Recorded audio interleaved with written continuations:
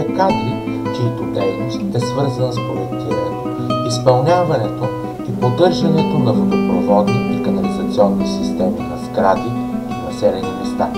пречиствателни станции за питейни и отпадъчни води, хидромелиоративни съоръжения и други. Завършилите специалността водно строителство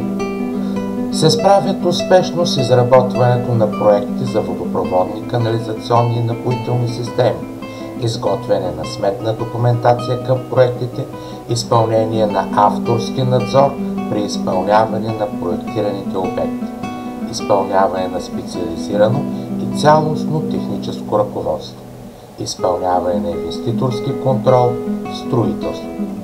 Отличната професионална подготовка на завършилите строителни техници специалността водно строителство им дава възможност да постъпят на работа в общинските администрации, в строителни фирми и проектантски бюра, в предприятията водоснабдяване и канализация, на работа в пречиствателни станции, хидромелиоративни системи и хидротехнически съоръжения, като технически ръководители на длъжности, които съответстват на професията.